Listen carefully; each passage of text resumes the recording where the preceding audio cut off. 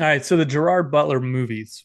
You Woo! are doing um Rock which and roller. Rock and Rolla, which is one of my favorite Guy Ritchie's. And then I really went back and forth like should we do Den of Thieves? But I because Den of Thieves 2 is coming up. Right. But I did Geostorm Okay. because I thought it'd be fun because there's so many bad reviews. There's so many bad reviews. So I knew I wanted to do Straight Outta Compton. That was well received, and I thought, man, Geostorm might be kind of fun You gotta flip it around. because it's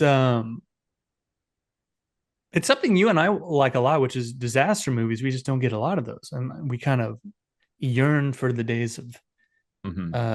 those to kind It of was, come back. yeah, it was kind of a yesterday. I feel like, honestly, was the last big one that we got Moonfall two No, years ago? I thought we talked about something recently, and it was on a pop culture episode, picks episode, where we Hmm. maybe as me picked it because I have been missing these kind of movies. What was it? That It was seems like familiar. Was it it was it was a streaming movie though, yeah? I think. I can't remember there being man, like it was an something within the last like 2 months. I I feel know. I feel like it was a streaming movie, but it's not nothing's like clicking, nothing's dawning on me. But that seems about right because you did mention that you were missing these movies. They're a lot of fun. I mean, these movies are like dumb fun, but it's just always fun to see the world end. I love it. God, oh, is I don't think it was Mad Max, was it? That doesn't seem right. No, that Furiosa was it? It would have I been don't think Furiosa. so. No, I don't think I don't so. think so. We'll figure it out. I'll figure it out as soon as we end this up. I know So it'll come to me. Geostorm, So which it was Geostorm, a movie I kind of enjoyed. I liked it. It was a I liked it. fun, It's okay. yeah, What was the one that he did recently? It was along the lines of like um end of the world. Greenland. Oh Was yeah, that what that? Greenland. Yeah, That one was fun. that was another good one. This I guy's think that was like 2020, 2021. yeah. And that was actually a little well, quite a bit better than I would have expected. So Yeah. Mr. Butler is somebody that I initially, when he first was like getting big, I didn't like him, So like 300, you're like, and I've still never seen 300, and I own it on 4K Blu-ray. But I was like, I don't understand why this guy's so big. And then over time, I've come to appreciate him quite a bit more.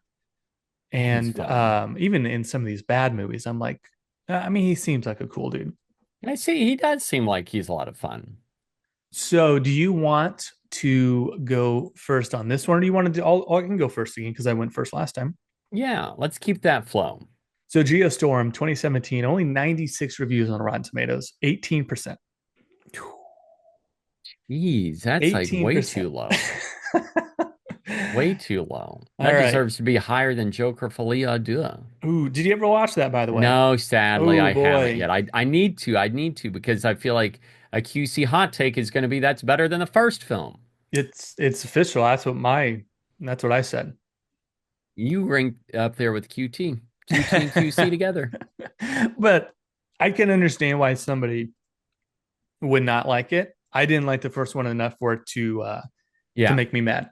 I feel the same. I feel like speaking of one of the reviews of last that I ended up going with King of Comedy, it was I mean a lot of Joker was it just felt like derivative of other things. And not bad. It was good. Like well made, well acted and all that.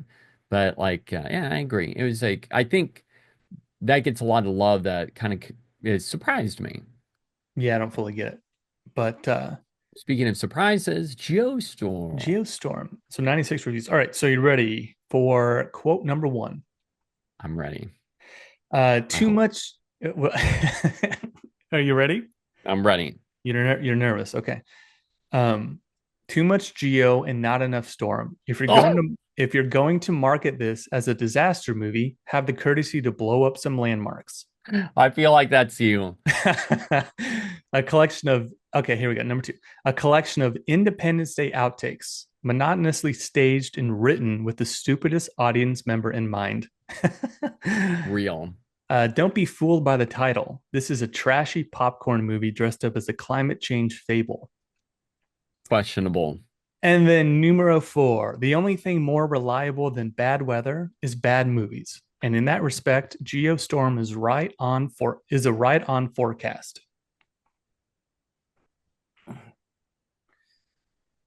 Hmm.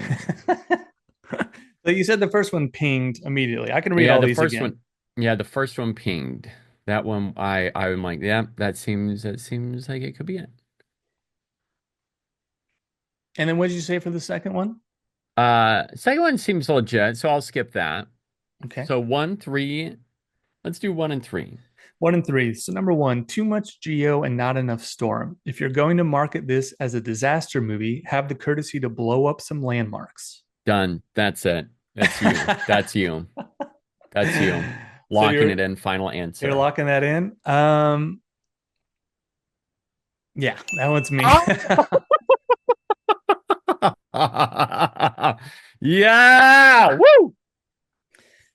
All right, so you're already up 2-1, man. Already up two to Woo! one. All right, now I want to know how well you do with your favorite. Now, is Rock and Rolla your favorite Guy Ritchie movie? It's No, truly I your think favorite? it's probably Snatch or Lock, Oh um, man, that's good. But it ranks Lock in Stock. the top three then. I would have said top three. I feel like when I did my Guy Ritchie rewatch, I actually had what's the one with Henry Cavill and Army Hammer? Oh, Man from Uncle. Yeah, I feel like I had that at number three. I could see, yeah, I could see But rock, that. I mean, for the longest time, I would have said Rock and Roll is my favorite, and then I, rewatching his earlier ones, I'm like, oh no, these are better, a little bit better. seeing talking about Guy Ritchie makes me want to do a rewatch of Guy Ritchie movies. Yeah, he's got some duds though. That's true. But he's also when it hits hard and I tried violent. rewatching the Legend of King Arthur, and that one's Oh, not great. man, that was like in the early days of our podcast. That was Mm-hmm. like one of the first podcast episodes that we did. And then after that movie, we were so up Guy Ritchie's butt. We were like, man, let's just make everything about uh just man, Guy Ritchie tone, I even mean, Aladdin. I still like. Oh boy, God, I always forget he even did that. Yep. What a terrible movie. I still haven't seen it. Well, you would never in a million years know that he made that. That's sad. If maybe he should have made like the genie like a gangster or something like that. And then he's played by Lenny James. That would be awesome. I freaking loved Lenny James in Snatch. Anyways, I don't want to get Yeah, we don't sidetracked. need to get back on All right. that. So here we go. We got Rock and Rolla released in 2008 from Guy Ritchie. This is a first collab that Gerard Butler had with him. So, Drew Douglas, are you ready to guess? I need it. I don't want to go behind 3-1. Okay. All right. That's one issue with giving points on every single one of these is I could be down 14-1 at in 3 weeks. That's me and my problem with the Rotten Tomatoes game. Okay, here we go. Number one. In spite of the film being derivative, Rock and Rolla is still a lot of fun, at least what you can understand of it. Number two. Guns, gangsters, and Richie's unique style and tone make his latest picture just plain fun. Rock and Rolla, rock, Rock and Rolla is a recovery from the knockout blows of his past two films, but Ritchie is certainly retreading familiar thematic territory. Number four, Ritchie's style satisfies, but the story leaves you wanting more. Even the undercooked characters question why they're here. Man, they all seem legit. Oh my God. I need you to read all four of those again. You got it. One Number one. stink, one pings, but I'm not going to say what yet. And all right, so starting at number one, in Mhm. spite of the film being derivative, Rock and Rolla is still a lot of fun, at least what you can understand of it. Number two, guns, gangsters, and Ritchie's unique style and tone make his latest picture just plain fun. Rock and Rolla is a recovery from the knockout blows of his past two films, but Ritchie is certainly retreading familiar thematic territory. Number three, Richie's style satisfies, but the story leaves you wanting more. Even the undercooked characters question why they're here. Hmm. I lean 3 or 4. I feel like you read the third one like a person that knows what is written and you didn't have to read it as much. So I'm going to lock in number 3. Numero tres. I was watching your eyes and I feel like you didn't look at that one as much, but I don't know what your screen's laid out as. Mm. Numero 3, locking it in. Final answer. Yeah. Number 3 comes to you from Ted Fry of Seattle Times. That is incorrect. Was it number 4? It was number 4. Mm. Yeah. Didn't I do it on the first one? I got this. I got the second guess right. Yeah. Yeah.